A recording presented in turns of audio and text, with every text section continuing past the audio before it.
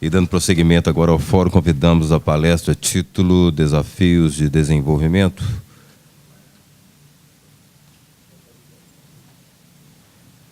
Obrigado, senhor Hazan Chang, professor da Universidade de Cambridge.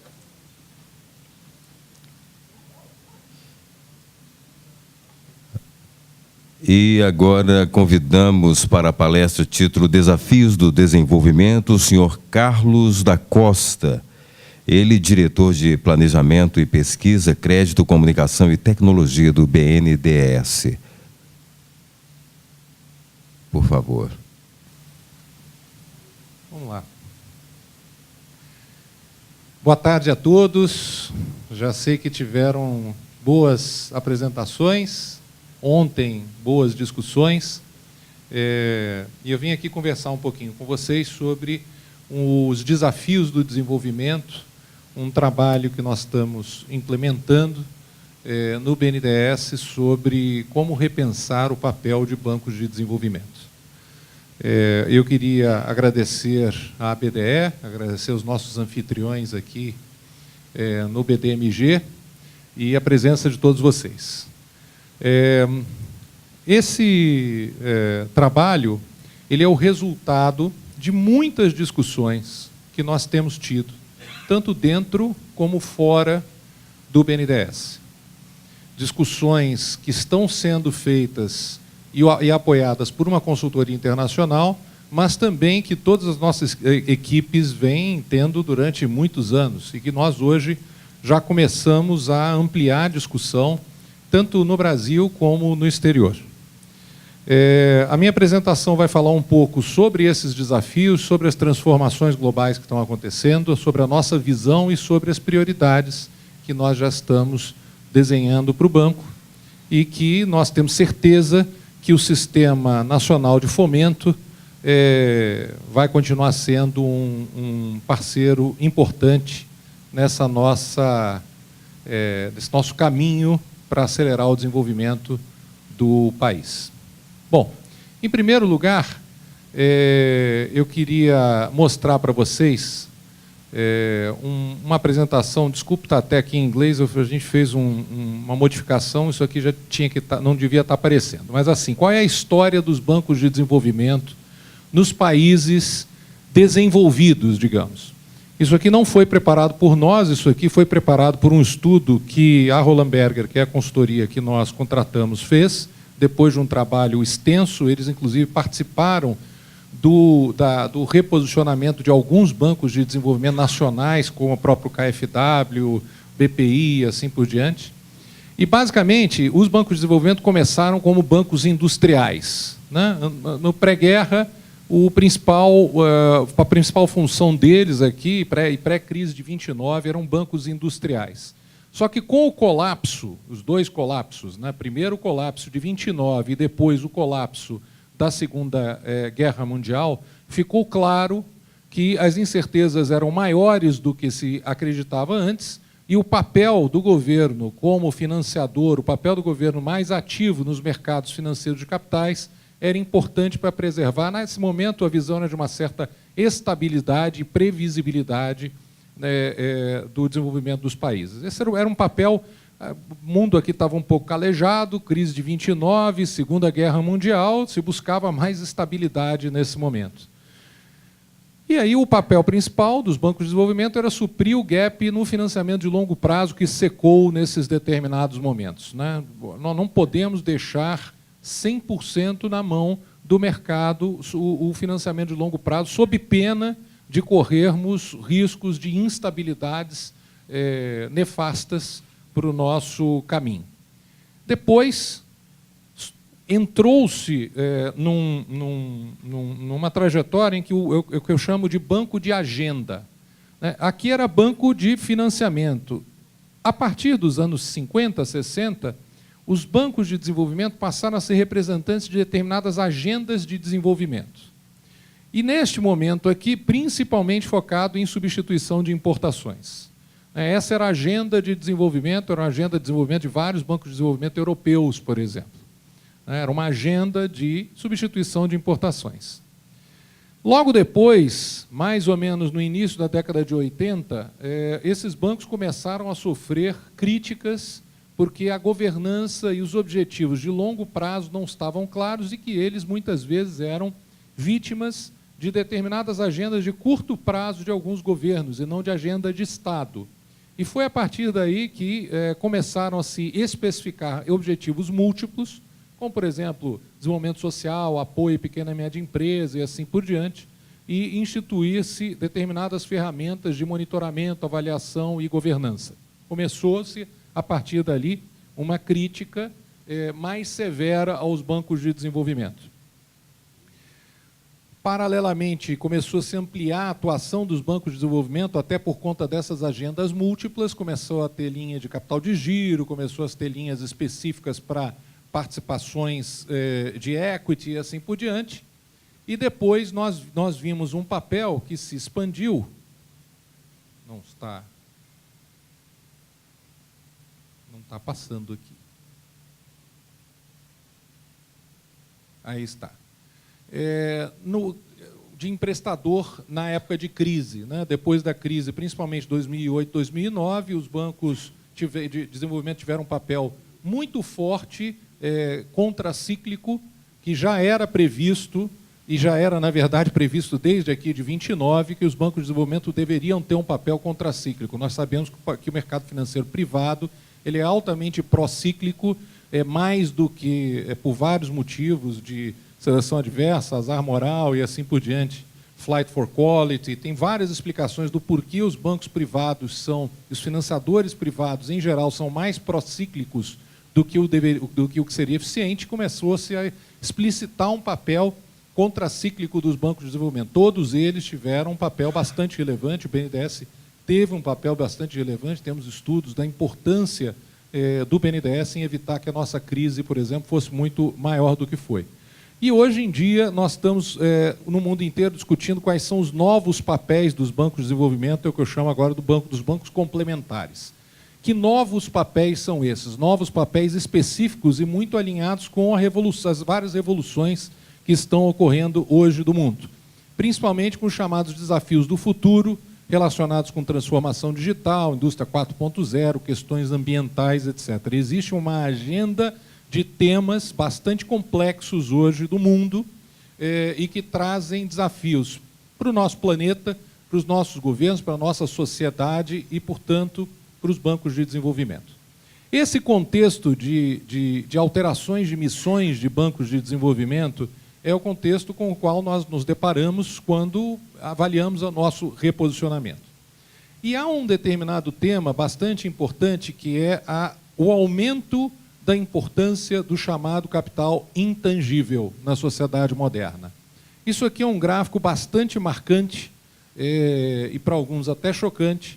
Isso aqui são os componentes do valor de mercado das 500 empresas que compõem o S&P 500. Né? Em 1975, 83% equivaliam ao capital tangível dessas empresas. Hoje em dia, em 2015, era 13% tangível e 87% intangível. Os primeiros números agora de 2017, aproximadamente 10% tangível e 90% capital intangível. Há uma modificação essencial ao que alguns chamam de desmaterialização do valor, ou desmaterialização do mundo. É um fenômeno que tem muitas evidências empíricas, tanto no nível micro como no nível macro. E isso traz para nós, que somos bancos de desenvolvimento, que somos agências, que somos cooperativas e assim por diante, um desafio, porque financiar, primeiro, entender que a natureza do capital vem se transformando. Nós, como bancos de desenvolvimento, que apoiamos o desenvolvimento, obviamente, temos que apoiar tanto a produtividade como a acumulação de capital. A acumulação de capital tem mudado a natureza. E isso traz desafios como, por exemplo, como é que você avalia aquele capital, como é que você colateraliza aquele capital, como é que você verifica se o plano está sendo bem desenvolvido, como é que você verifica se aquele plano que foi traçado e financiado depois continua sendo válido 6 meses depois, 1 ano depois. Existem vários desafios e oportunidades para nós num mundo que se desmaterializa. Existem algumas tendências globais que são importantes, que são trazidas à atenção de bancos de desenvolvimento e de nações como um todo. Uma delas, envelhecimento populacional e o aumento da população global. Mas, principalmente, a população continua aumentando, mas já aumentou mais no passado. Agora, o problema do envelhecimento é bastante grave. O problema do envelhecimento traz novas demandas de saúde, novas demandas de atenção nas cidades, novas demandas que não existiam com tanta força há algum tempo. Né? Em 2030, a idade mediana global, por exemplo, aumentará 3,4 anos. E não é só uma questão porque a taxa de natalidade baixou, não, as pessoas estão vivendo mais mesmo.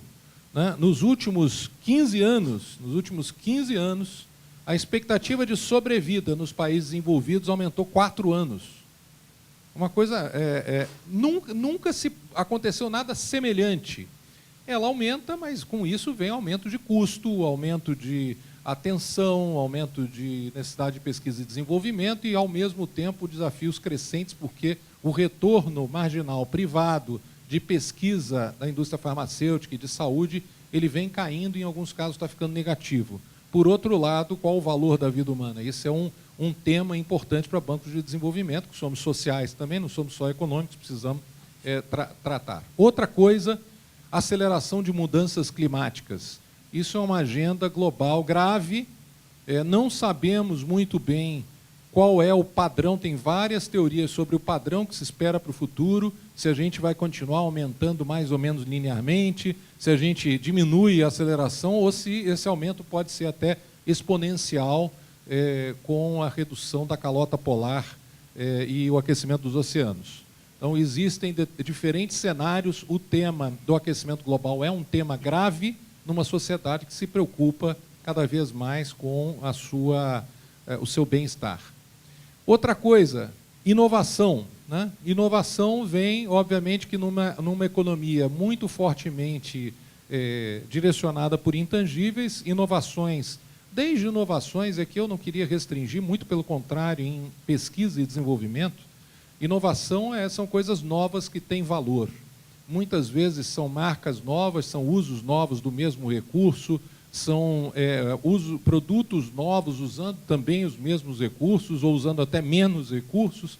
A inovação vem se tornando uma mola propulsora do desenvolvimento global.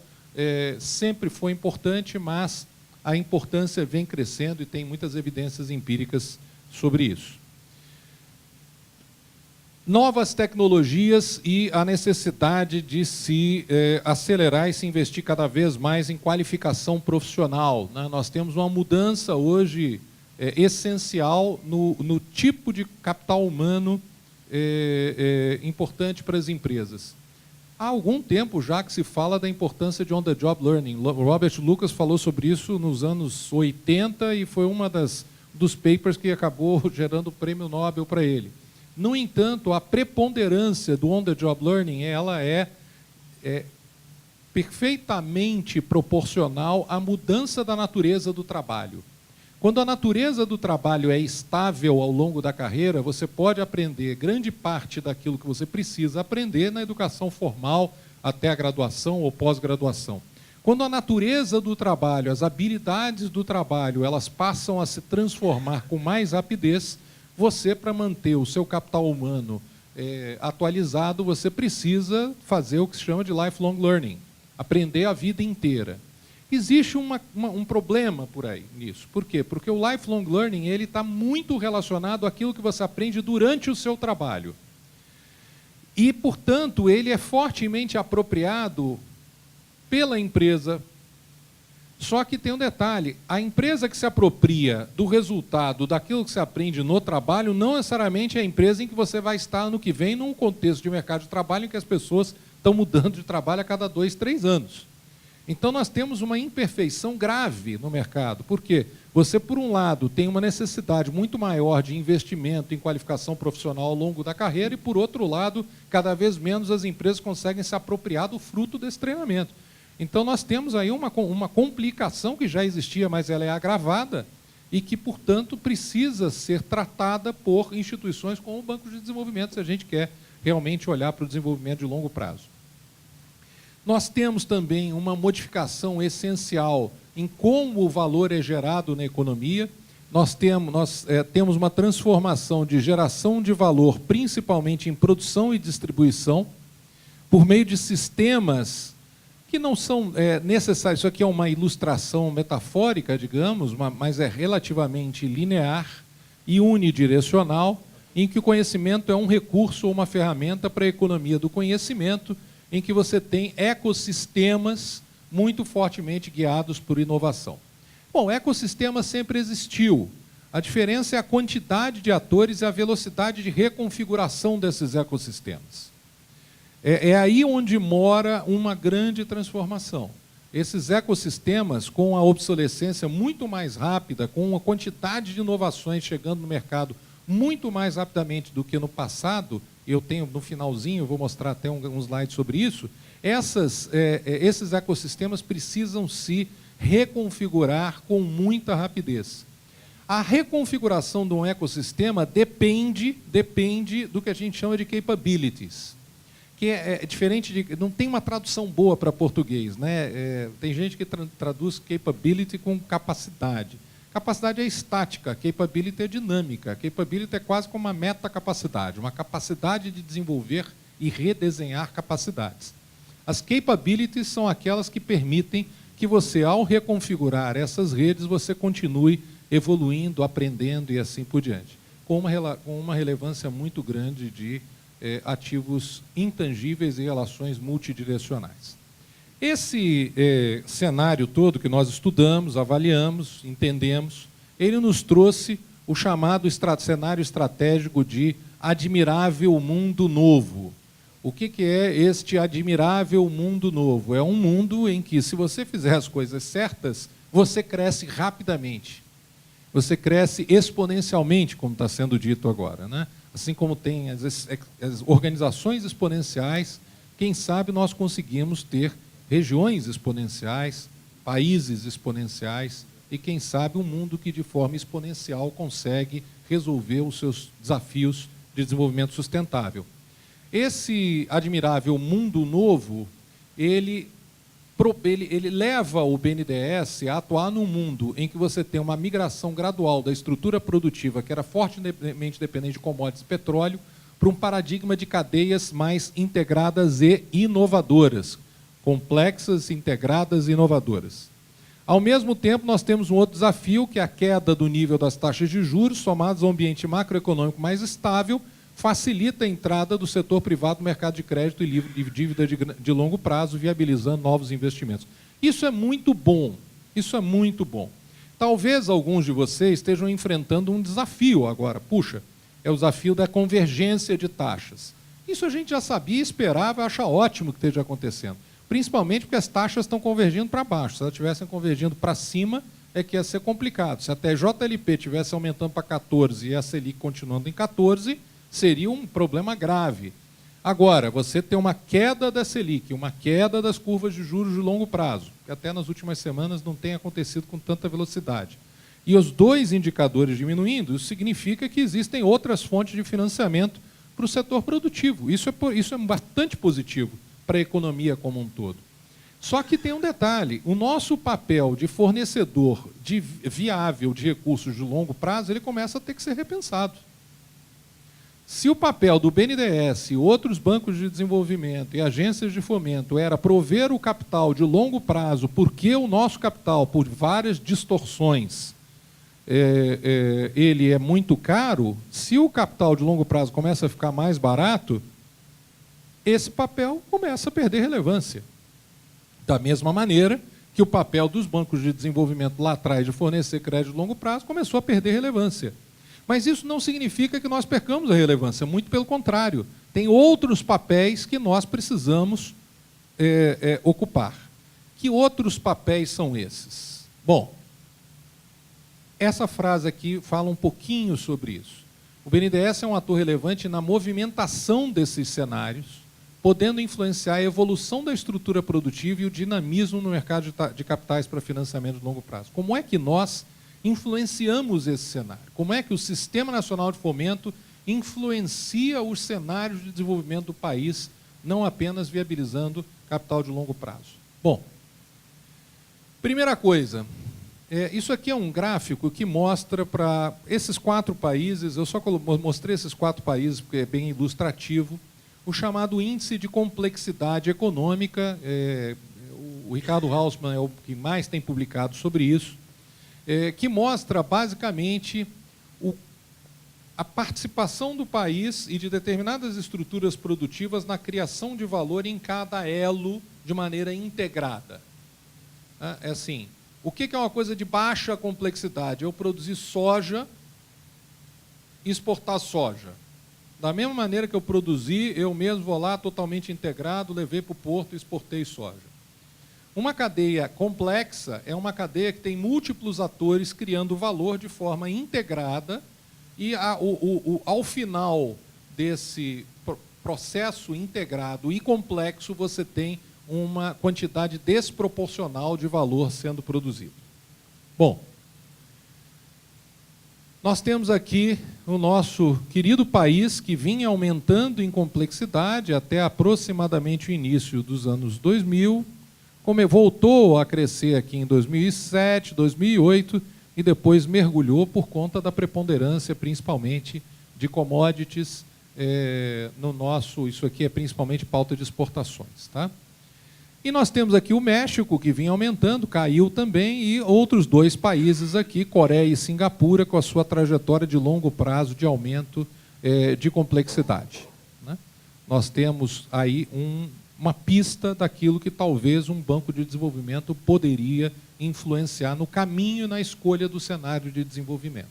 Porque quando a gente fala de longo prazo, a gente pode falar em longo prazo simplesmente produzindo eucalipto e celulose, ou a gente pode pensar no longo prazo como produzir eucalipto com as mais diferentes pesquisas tecnológicas, produzir celulose das formas mais diferentes, produzir celulose líquida, produzir viscose, produzir...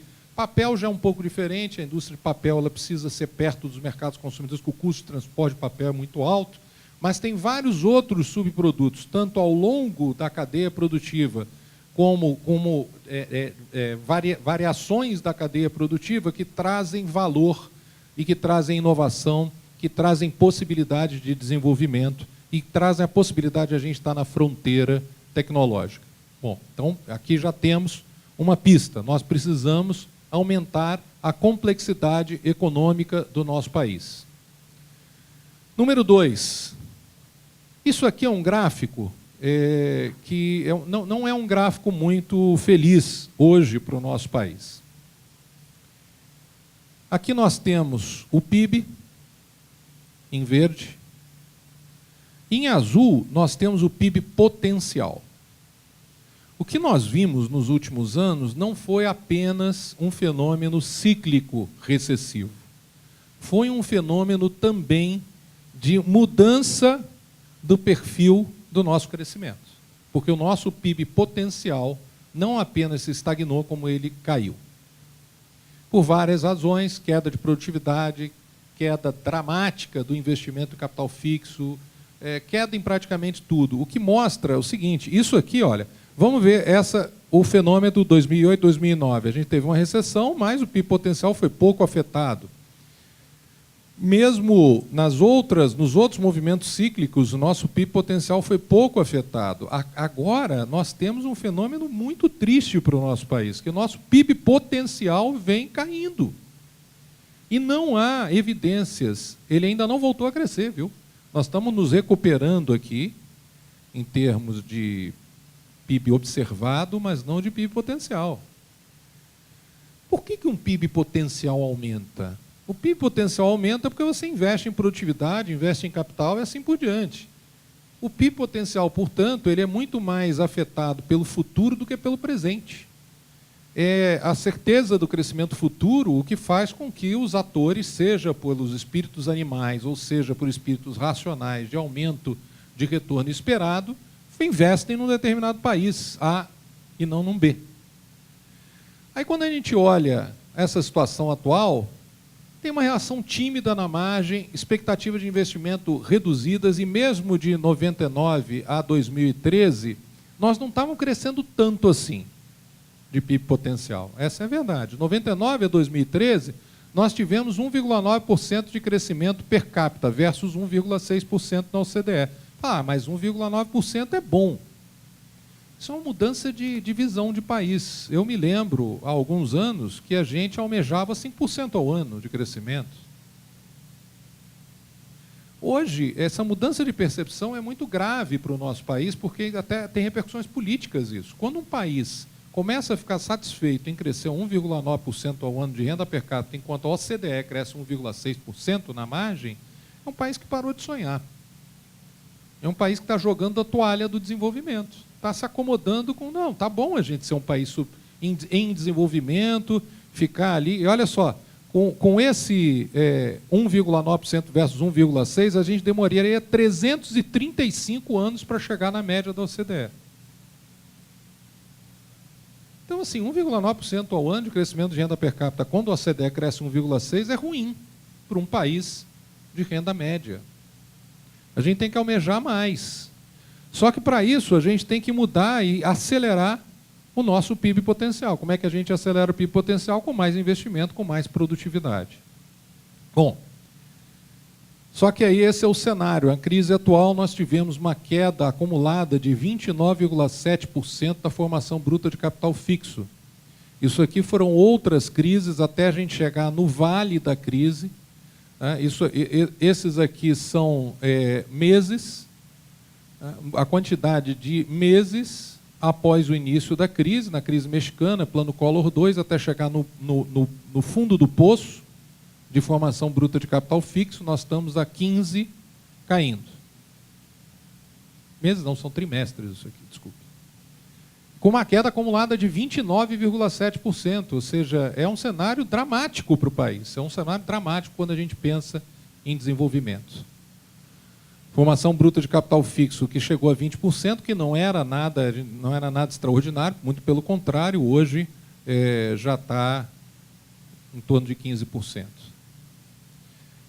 Isso aqui é um indicador de incerteza calculado pela Fundação Getúlio Vargas. O que é esse indicador? Talvez alguns de vocês conheçam. Ele tem 3 componentes. A dispersão das opiniões econômicas, tem um mecanismo lá, um robô que vê as palavras usadas nas editorias econômicas, e palavras positivas e negativas, dependendo da dispersão, ele é maior. Se a dispersão for menor, ele é menor. Dispersão não significa positivo, tá? Se todo mundo achar que o negócio está ruim, a dispersão é menor, a incerteza é menor. A volatilidade dos preços de ativos financeiros e a volatilidade e a dispersão, aliás, das expectativas dos principais indicadores financeiros para o futuro, das projeções. Veja que nós nunca tivemos um nível de incerteza tão alto do país. Isso tem o seu lado positivo, mas o seu lado negativo. O lado positivo é que as pessoas estão incertas. Podia estar todo mundo com a certeza de que o país ia para o buraco. O lado negativo é que incerteza gera risco e, portanto, gera retração de investimento sobre o futuro, dado que as empresas e as pessoas são avessas ao risco em geral. Nós estamos vivendo o país da dúvida hoje. Estamos vivendo o país da dúvida. Para onde o Brasil vai? Para onde o Brasil vai?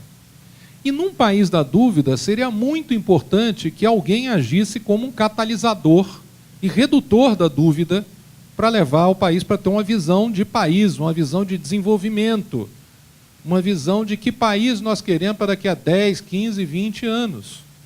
Eu estive fazendo uma palestra para os congressistas há algumas semanas, e uma deputada me puxou no canto depois e falou: Carlos, você sabe, a gente fez uma conta aqui, nos últimos 4 meses, a gente pegou todas as sessões relacionadas a temas econômicos. Sabe quantos % estavam relacionados à situação fiscal? 95%. Isso significa o seguinte, que o nosso Congresso, os nossos representantes, estão tratando só do tema fiscal. Não é que não seja importante o tema fiscal é muito importante, mas parece que se você resolver a questão fiscal, o Brasil vai crescer maravilhosamente bem. Não é verdade isso. Não é verdade isso. E mais, se não há esperança do ponto de vista político, se a gente não tem uma visão de país, a solução do problema fiscal fica no vazio. Isso é uma questão de liderança, a gente aprende isso em liderança. A solução do problema fiscal requer sacrifício. Isso está claro. Sacrifício por sacrifício não tem movimentação, não tem vontade. Falar assim, olha, pessoal, nós vamos ter que fazer um sacrifício, mas nós vamos ser o país do futuro assim, assim, assim, assim, assim, assim, assim. Esse é o país que nós estamos visualizando, mas nós vamos ter que apertar o cinto agora. Isso é uma história. Outra história é, olha, temos que apertar o cinto agora. Por quê? Porque o Brasil está quebrado. Tá, e aí se a gente, o Brasil não tiver mais quebrado, o que acontece? O Brasil não vai ficar mais quebrado. Não, então aperta o cinto outro. Eu não estou disposto a fazer um sacrifício sem ter uma visão clara, sem ter um sonho, sem ter um... A agenda excessivamente política focada em equilíbrio fiscal, ela passa a ser transacional. Vota na reforma da Previdência que eu te dou em troca tal coisa, e não num equilíbrio transformador. Qual é o equilíbrio transformador? O equilíbrio transformador ocorre quando o nosso país precisa de uma transformação para um estado totalmente diferente, mais desenvolvido. É para lá que nós vamos. Nós vamos ter que fazer um sacrifício. Aí a liderança pública, ela muda de caráter. Só que nós estamos no país da incerteza. E aí o que acontece? No país da incerteza, o crédito para a pessoa física, que é o vermelho, ele até começa a se recuperar. Na margem ele está positivo. Mas a variação real em relação ao ano anterior, ela continua negativa, de pessoa jurídica e do total.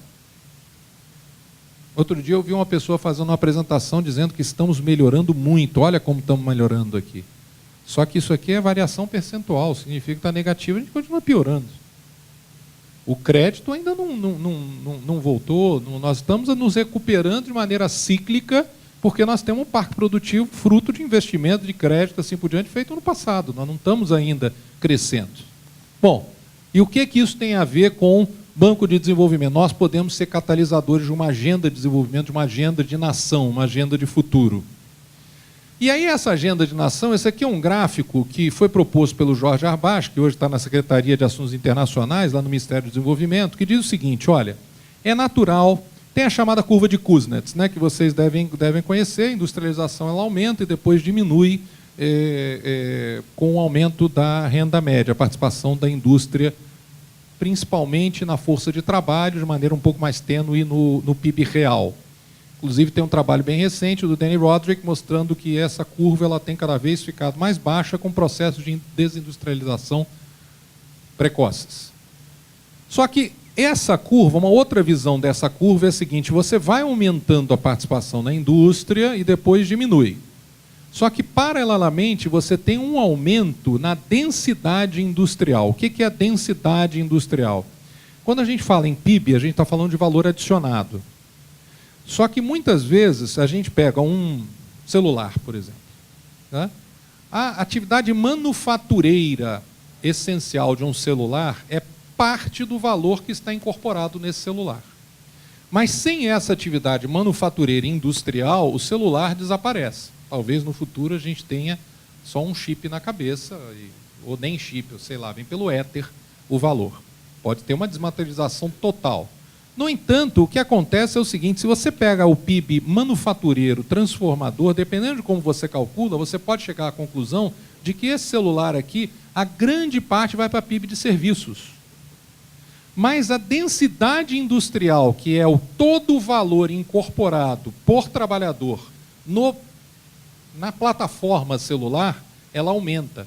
Qual é a visão proposta? Quando você tem essa visão, você tem um aumento na participação do PIB, da indústria, e depois você tem uma queda, mas com um aumento da densidade industrial. Por quê? Porque a atividade manufatureira ela perde relevância, no entanto, pesquisa de mercado, desenvolvimento de produto, pesquisa de desenvolvimento, tecnologia, distribuição, marketing, e assim por diante, ela aumenta de valor.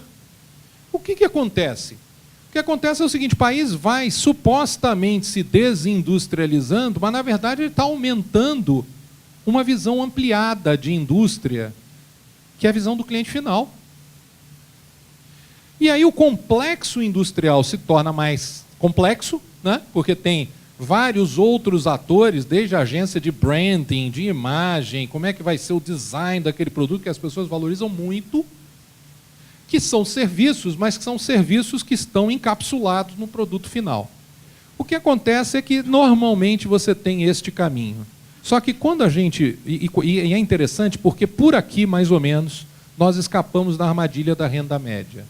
Quando a gente começa, não só a transferir pessoas de um setor para o outro, mas a adicionar valor em atividades modernas, conectadas à indústria, você, para isso, precisa de estabilidade macroeconômica, você precisa de rule of law. Isso aqui é um compilado de pesquisas sobre como os países escapam da armadilha da renda média. Mas, ao mesmo tempo, você precisa de um chamado arcabouço para inovação e redes complexas, para você continuar adicionando valor, continuar aumentando densidade industrial, ainda que a porcentagem da indústria pura, esse conceito que eu acho que é um conceito antigo de indústria no PIB, ele pode até diminuir. Para isso, você precisa de sistema educacional, precisa de infraestrutura, precisa de indústria, modernizar a indústria, precisa de mercados financeiros, abertura comercial, um bom ambiente de negócios e assim por diante. Só que aí nós temos uma coisa que não é muito boa para a gente. Olha, isso aqui é o seguinte, países vão se industrializando, aí começa a aumentar a complexidade e o valor da indústria como um todo, né? Temos aqui a Coreia, a Alemanha, Estados Unidos, Japão e assim por diante. O Brasil, ele veio para cá e voltou para cá. O fenômeno de desindustrialização brasileira não é um fenômeno igual à desindustrialização que aconteceu na Alemanha, por exemplo. A Alemanha, ela percorreu esse caminho aqui com um aumento da densidade industrial. O Brasil retrocedeu com redução de densidade industrial. Nós tivemos uma migração de mão de obra para setores que não são industriais e nem adicionam valor para plataformas industriais. Isso é ruim. Isso é ruim. Por outro lado, como nós ainda temos um parque industrial que está ficando velhinho, está ficando, né, sem capital de giro, aí a gente vai lá e dá a linha de capital de giro. Aí a taxa de câmbio, está tentando, mas nós temos um parque industrial, nós temos engenheiros, nós temos uma tradição, nós temos mercado doméstico, nós temos várias coisas. Talvez a gente consiga saltar daqui para cá. Talvez. Por quê? Porque este caminho está muito relacionado com urbanização, com democratização, com uma série de processos que o Brasil já trilhou, e ele regrediu principalmente com a modificação de termos de troca de commodities globais e também por dificuldades de visibilidade em relação ao futuro no nosso país. Mas o que nos motiva a pensar que o Brasil pode dar um salto de crescimento é fazer o que a gente chama de leapfrogging. Né? Leapfrogging é você tá atrás, e ao invés de você ficar brincando só de correr para chegar perto de quem está na frente, é você tentar ultrapassar. Né? Eu não sei como é que em Minas chama. Leapfrogging no Rio se chama pular carniça, em São Paulo pular sela. Aqui em Minas como é que chama? Hã? Aquela brincadeira que da criança, que um salta por cima do outro, assim. Pular carniça, né? Bom, pular carniça, né? Em São Paulo que mudou para pular sela. Então, é possível que a gente faça leapfrogging aqui. Só que para isso a gente tem que aumentar a densidade industrial. Para isso a gente precisa de inovação, de tecnologia, de branding, de economia criativa, de flexibilidade, e talvez tenha coisas boas para o Brasil.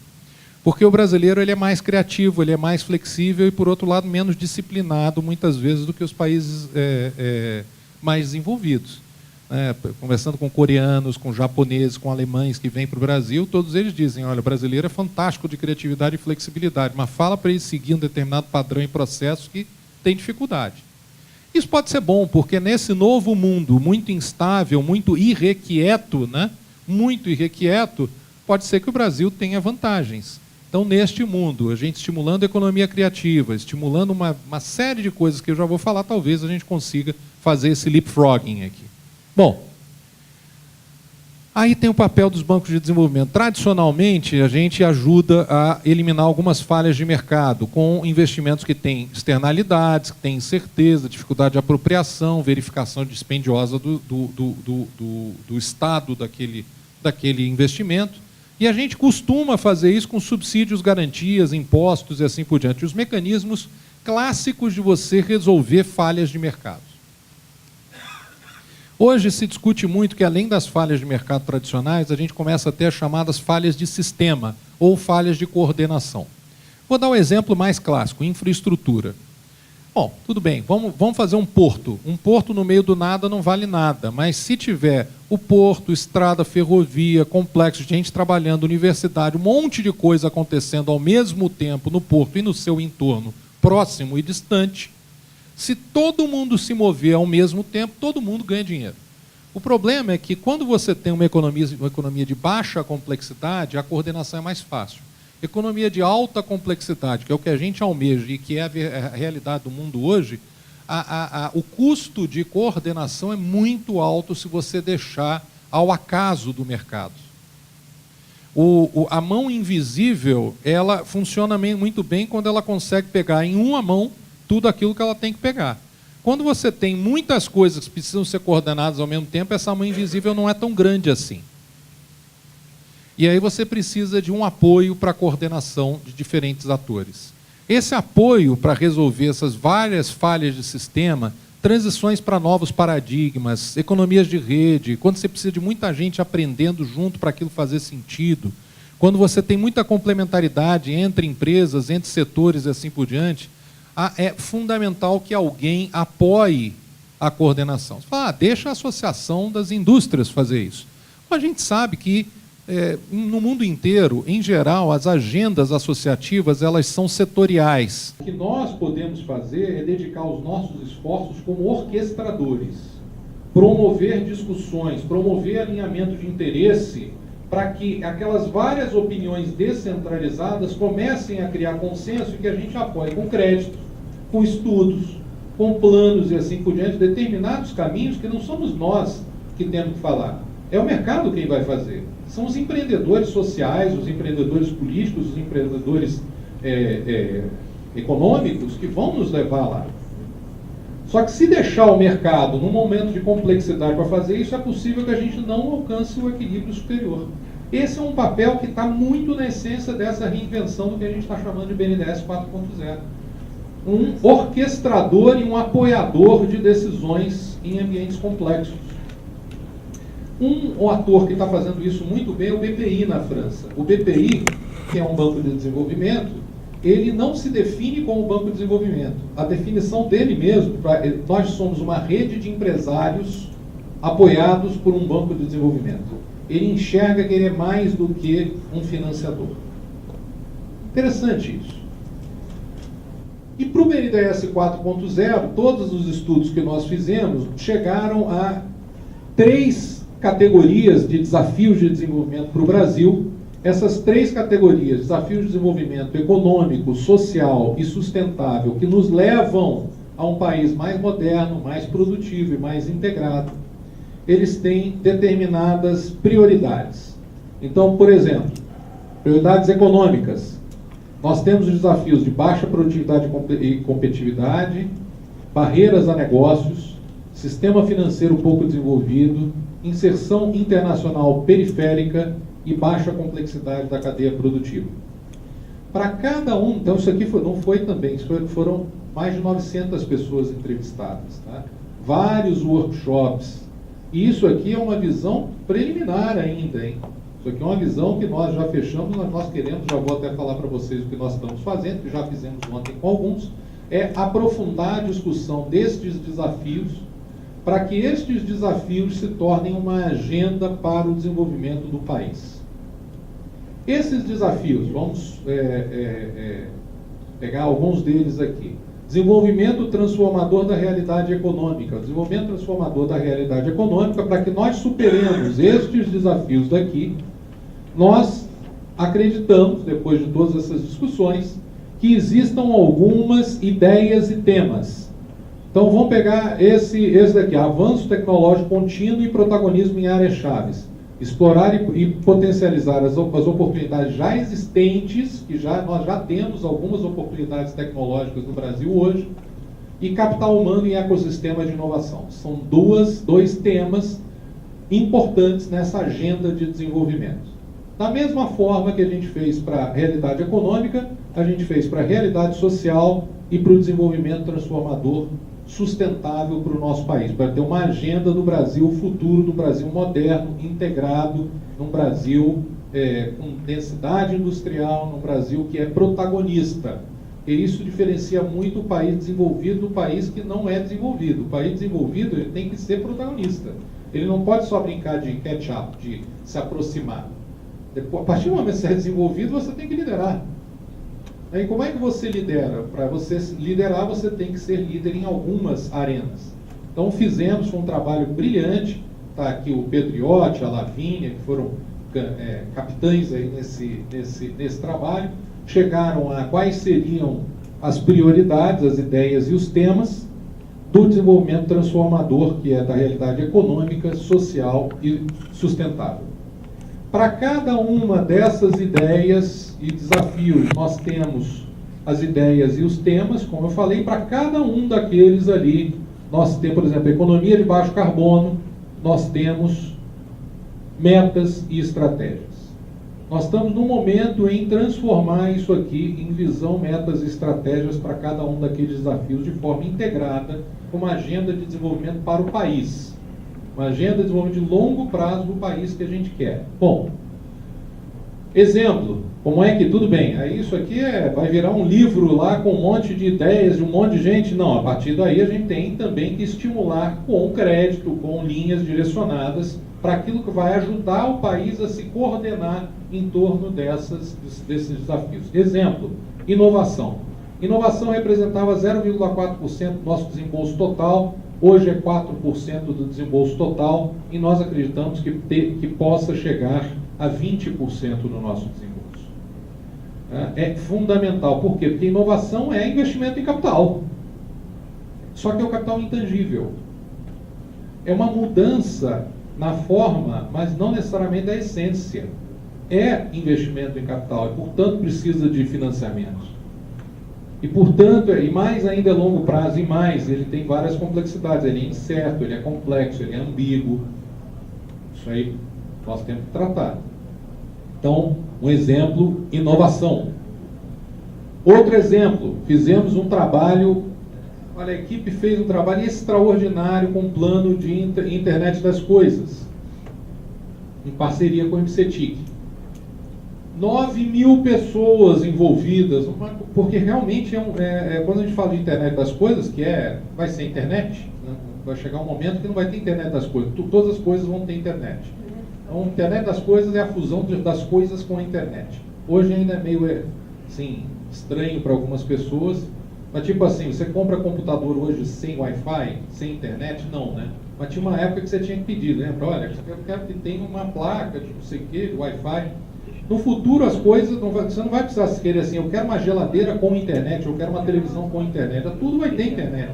Não vai... Só que existem diferentes paradigmas tecnológicos quando você fala de internet das coisas.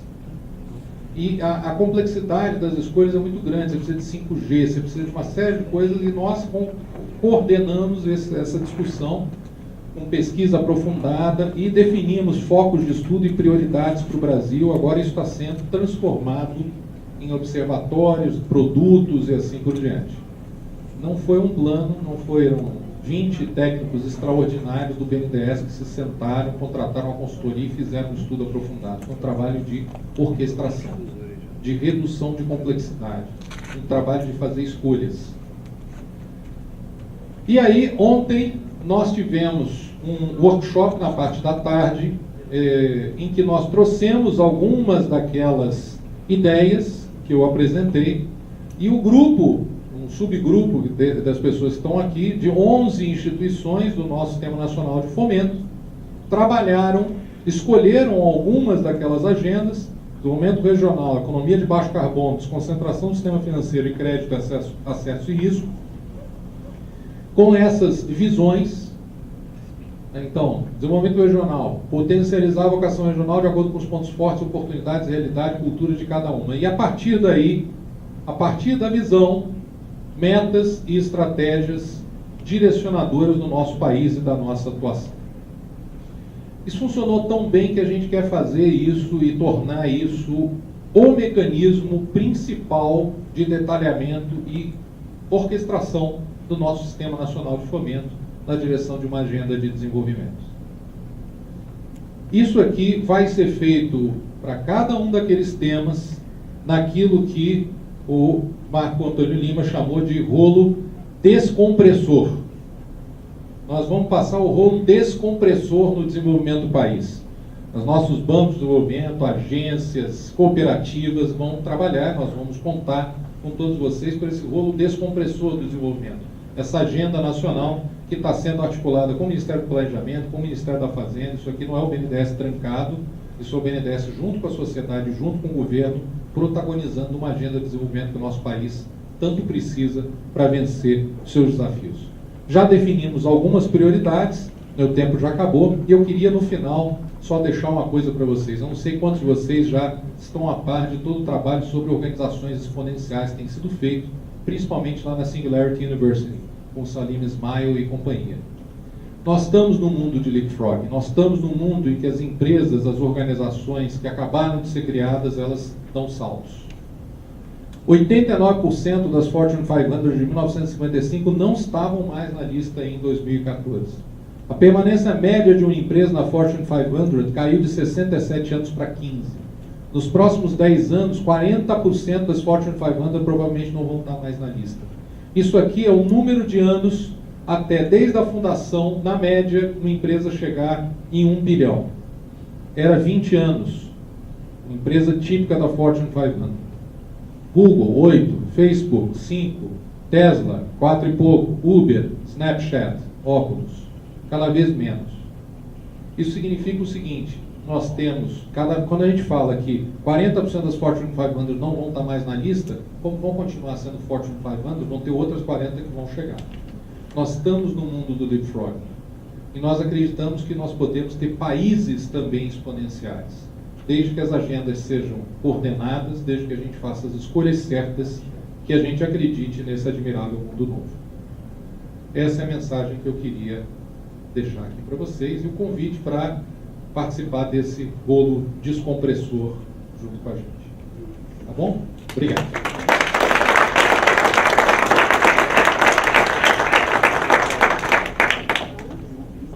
Estamos juntos. Muito obrigado. Agradecemos as palavras do senhor Carlos Costa, diretor de Planejamento e Pesquisa.